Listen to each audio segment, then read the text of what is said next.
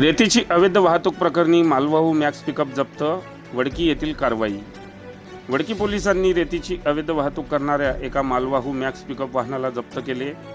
ही कारवाई तालुक्यातील वडकी येथे आज रविवार दिनांक 27 एप्रिल रोजी दुपारी 3:30 वाजता वडकी पोलिसांनी केली।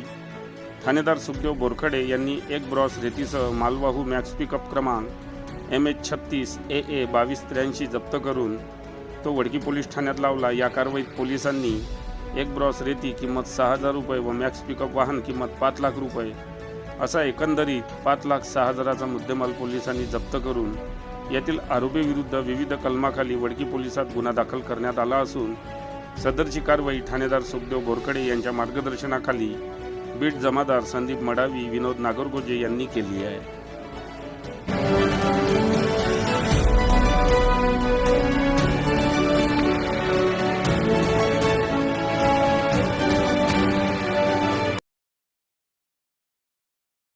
बातम्यांशी अपडेट राहण्याकरिता आजच आमच्या चॅनलला सबस्क्राइब करा आणि बेल आयकॉनवर क्लिक करा।